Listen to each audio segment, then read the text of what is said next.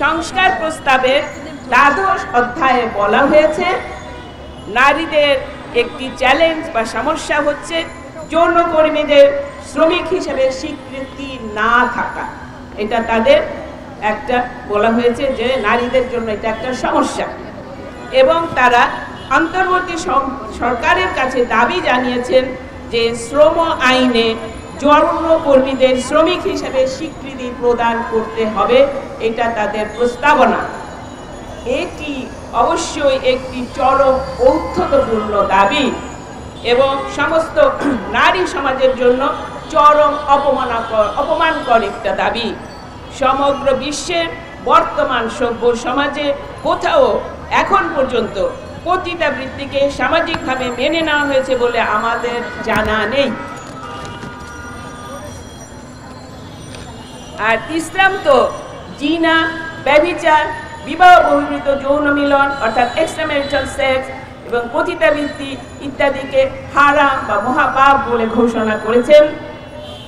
কোরআনে আল্লাহ বলেছেন সূরা নিসার 17 নম্বর আয়াত সূরা 32 নম্বর আয়াত, সূরা নূর 24 নম্বর সূরার 2 এবং 3 নম্বর আয়াত, সূরা আল আনাম 6 নম্বর সূরার 151 নম্বর আয়াতে আল্লাহ তাআলা এইগুলো স্পষ্টভাবে বর্ণনা করেছেন। আমি তার কিছুটা এখানে উদ্ধৃতি দেওয়ার চেষ্টা করছি। কোরআনে আল্লাহ বলেন, সূরা নিসায় আল্লাহ বলেছেন, সূরা ইসরাতে আল্লাহ বলেছেন তোমরা ব্যভিচারের কাছেও যেও না, নিশ্চয় এটা অশ্লীল ও মন্দ কাজ। অতএব আল্লাহ নির্দেশ দিচ্ছেন তোমরা অশ্লীলতা, ব্যভিচার যেগুলো তার কাছেও যেও না। তাহলে সেইখানে আমরা সেটাকে কিভাবে সামাজিকভাবে স্বীকৃতির কথা চিন্তা করতে পারি। সূরা নূর 24 নম্বর সূরাতে বলা হয়েছে ব্যভিচারীদেরকে মুমিনদের জন্য হারাম করা হয়েছে। যারা ব্যভিচারে লিপ্ত তাদেরকে মুমিনদের জন্য হারাম করে দেওয়া হয়েছে। সূরা আল আনাম 6 নম্বর সূরার 151 নম্বর আয়াতে আল্লাহ তাআলা বলেছেন ব্যভিচার বা ফাহিশা কাজ বা নির্লজ্জতার কাছেও তোমরা যেও না, প্রকাশ্যে হোক কিংবা অপ্রকাশ্যেই হোক। এখন সংস্কার প্রস্তাবে এই অতি জঘন্য পাপ কাজকে সমাজে প্রতিষ্ঠিত করার এবং একে পেশা হিসেবে স্বীকৃতি দেওয়ার দাবি জানানো হয়েছে। আমরা এর ঘোর বিরোধিতা করছি।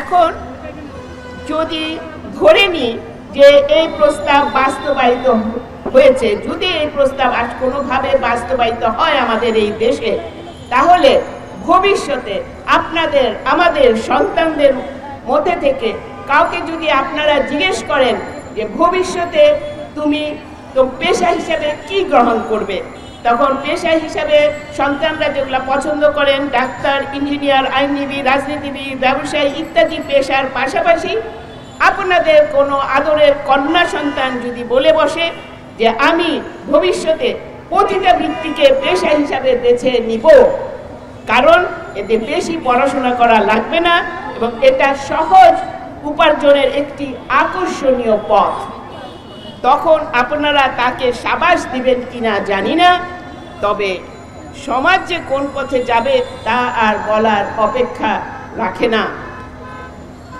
বর্তমানে আমাদের সমাজে গোপনে অনেক ধরনের অশ্লীল কাজ হয়ে থাকে। সেখানে সামাজিকভাবে যদি এগুলিকে আমরা স্বীকৃতি দিই সমাজের অবস্থা, তাহলে সমাজের অবস্থা যে কি হবে তা ভাবলে ভয়ে শিউরে উঠতে হয়।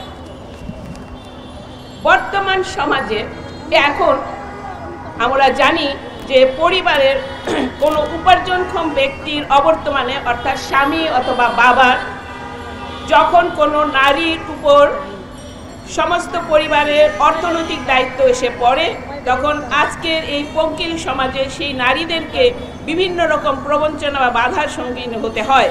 সেখানে যদি পতিতাবৃত্তি বা বিবাহ বহির্ভূত যৌনাচারকে যৌনকর্মীর নামে সমাজে প্রতিষ্ঠা দেওয়া হয়, তখন তাদের জন্য সহজ পথ অনেক কঠিন ও পঙ্কিল হয়ে যাবে এবং পদস্খলনের সম্ভাবনাও প্রবলভাবে বৃদ্ধি পাবে। তাছাড়া এই পেশায় জড়িত থাকার জন্য এই ব্যক্তিদের স্বাস্থ্য ঝুঁকির কথা তো বাদই দিলাম, যে কিনা বিবাহ বহির্ভূত যৌনাচার উৎসাহিত করার ফলে সমাজে বৃদ্ধি পেয়ে থাকবে। 90% মুসলমানের এই দেশে এ ধরনের জঘন্য প্রস্তাব করার কেনই বা তাদের ইচ্ছা হয়েছে জানি না, যেখানে পতিতাদেরকে পুনর্বাসিত করা এবং সঠিক পথে আনার সকল প্রচেষ্টা উন্মুক্ত করা আমাদের উচিত, এবং এটাই আমাদের জন্য অবশ্য করণীয় কর্তব্য যে তাদেরকে আমরা প্রতিষ্ঠিত করব।